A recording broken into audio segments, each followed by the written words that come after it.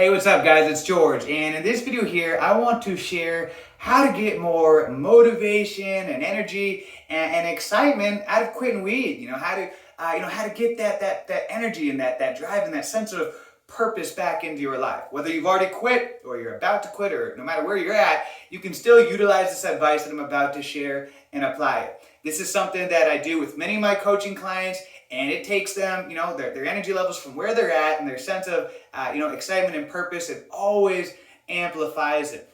And the reason why I wanted to share this is because I've noticed this coming up as a question and comments that I see a lot more, and people they'll share with me that it's like they don't have the motivation either to quit weed, or or once they've quit, it's like they just don't have motivation and excitement, and their energy levels are low, or maybe you're in that stage of anhedonia. And it can be, that kind of just takes sucks the joy out of life, when you don't have any drive and energy and excitement. And so this is what I want to encourage you is, if you're quitting weed, or if you've already quit, I want you to write down one goal that you can work towards accomplishing. Something that's, not too hard where it's like, impossible, but also challenging enough so that'll push you. And something that you can accomplish over the next 30 to 60, 90 days. So not like a 10-year goal, just something that you can work towards right now. And a lot of people struggle with goals. And I know this because I've been a coach for many years. Even before I started this channel, I was coaching people on fitness and weight loss and business. And I noticed that, a lot of people, they're not specific enough when they write down their goals, or they'll write down way too many goals. And this is why I encourage you just to write down one main goal. There's a great book, in fact, called The One Main Thing. It talks about this, how effective it is that when we just focus on one goal at a time.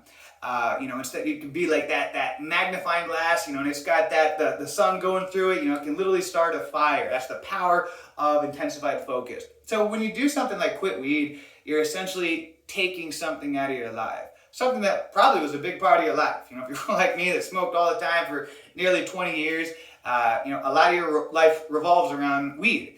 It becomes a ritual, and it's just a big part of your life. So when you remove something, it's helpful to add something else in, and something that's empowering, that's good for us. Because if not, if all you do is you just quit weed, you kind of unconsciously notice that there's a gap, and it can make life seem more dull, and like you're missing out, and that you've had something taken from you, and no one likes anyone taking something from them. There may be a baby, and there's a ball by it, and it's not even playing with the ball, but as soon as you take that ball away, it's like, well, and that's how we are. We don't like things taken away from us. When you take something away, it's a good idea to add something else in that can preoccupy our mind. Just like if you were to take the ball away from a baby, it'd probably be a better idea to give it another toy that it can, preoccupy its mind with. So, when you have goals that you're working towards, goals tend to take on a life of their own. When you have, no goals, it's one thing, but when you have a goal that you're working towards, and if you think back in your life and times that you've had a goal, something that you were really striving towards, that goal starts to take on a life of its own. That goal literally starts to, give you levels of inspiration and motivation and joy, out of nowhere. It's like it's its own, magical thing that takes on a life of its own. And that's why goals are important. And so I encourage you to write down a goal, a short-term goal that you can work towards accomplishing. And I'll give you some examples.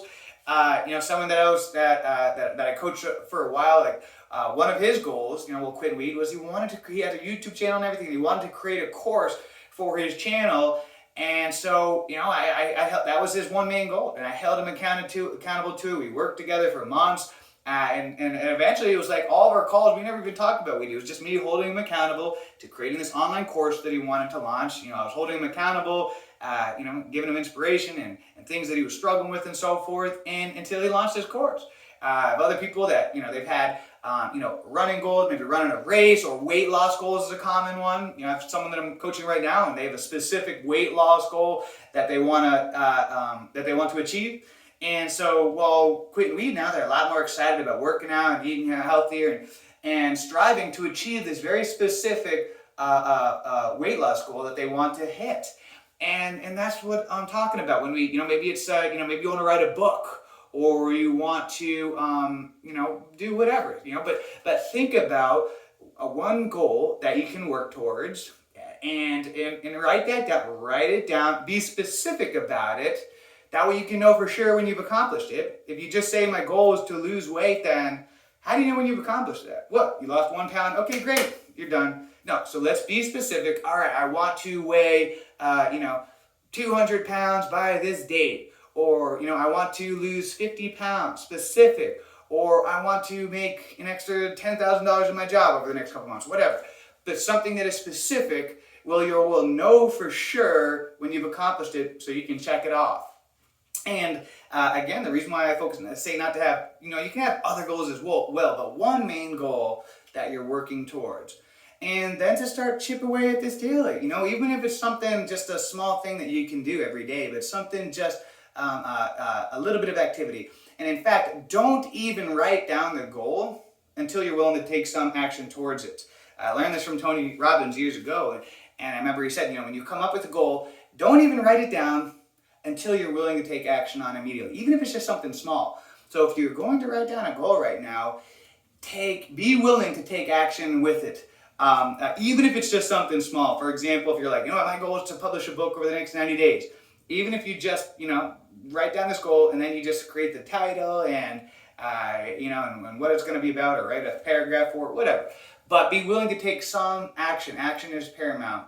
Because if we write down a goal and we don't start taking action on it immediately, then it can lose its sense of urgency and its importance, and it's harder for us to get that momentum, and then it can be one of those things that's like a thorn in your side because it's something you need to do, but you're not doing it. So write down the goal and take action on it immediately. If you want to work out every day, then hey, write down the goal and go for a run or do a workout. Or if your goal is to lose some weight, write down the goal and then immediately plan out your meals for the day. All right, this is what I eat for breakfast, lunch, and dinner tomorrow as well, etc., etc. You get what I mean.